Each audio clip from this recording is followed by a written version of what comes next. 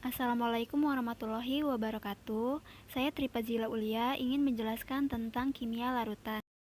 Apakah itu kimia larutan? Larutan adalah campuran yang bersifat homogen antara molekul, atom ataupun ion dari dua zat atau lebih. Disebutnya campuran karena susunannya atau komposisinya dapat berubah.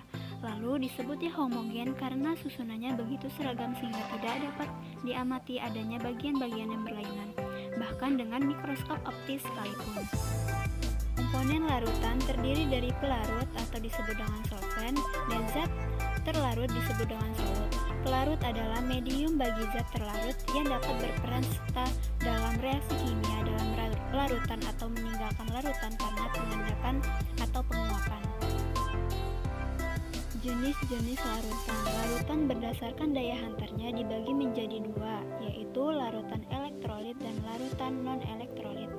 Larutan elektrolit adalah larutan yang bisa menghantarkan arus listrik, sedangkan larutan non-elektrolit adalah larutan yang tidak dapat menghantarkan arus listrik. Selanjutnya ada reaksi larutan.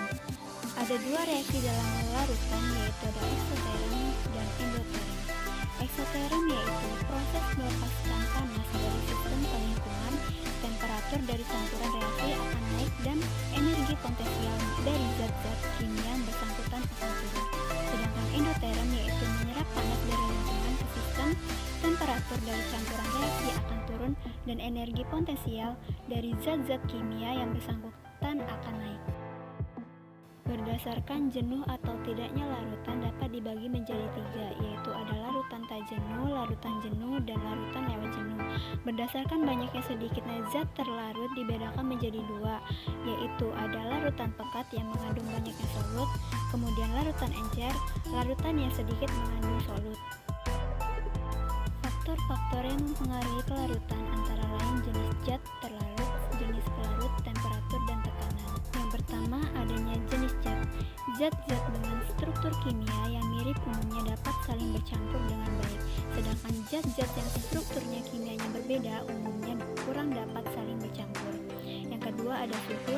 Larutan gas umumnya berkurang pada temperatur yang lebih tinggi. Misalnya, jika air dipanaskan, maka timbul gelembung-gelembung gas yang keluar dari dalam air, sehingga gas yang terlarut dalam air tersebut menjadi berkurang. Yang ketiga, adanya tekanan. Perubahan tekanan pengaruhnya kecil terhadap kelarutan zat cair atau padat. Konsentrasi larutan.